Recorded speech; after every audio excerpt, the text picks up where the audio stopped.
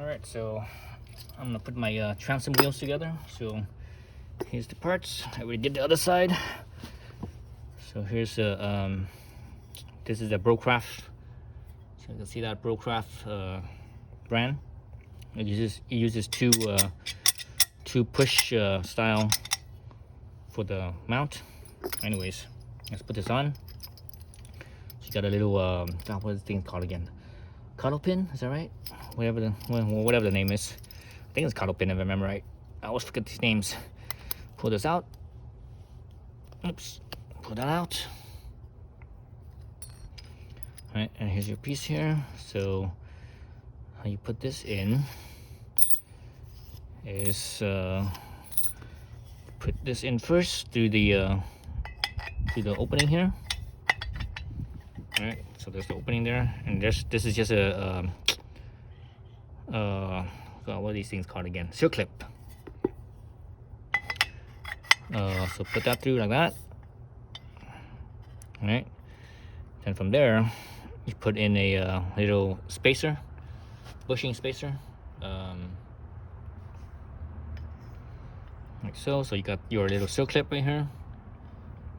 Alright, slide it through the square tubing, bushing spacer, and you get your washer. So the washers, these are the sheared from a sheet metal. So so one side, when things are sheared, one side is rounded, and the other side has a burr or a sharp edge.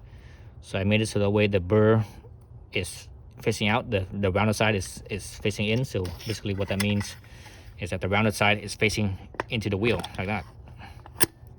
So the reason why they did it like this is because the wheel is the one that spins, and they want a metal surface instead of plastic onto plastic. That wears out fast.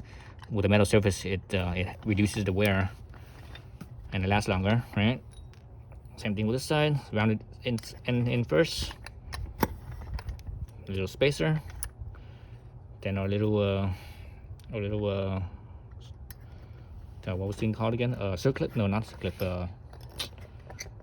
Coddle pin. Like so. That's it. So there's your piece there. So it spins like so. And you notice that the wheel itself didn't have any bearings. It's just basically on the plastic because you don't want bearings, right? Because this thing is going to be submerged each time you launch it. Each time you come in and out, it's going to be submerged with potentially salt water. So you don't want any of that stuff in here. You just want basically what it is like that.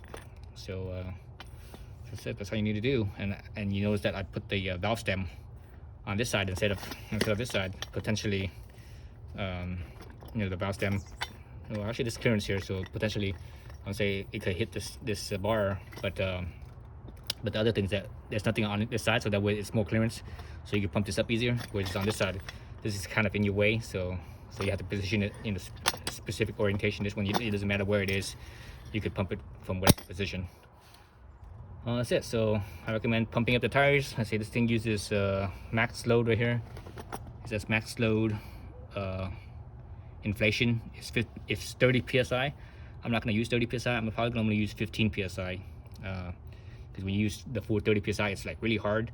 If you push this thing over sand, because sand is soft, it'll sink in.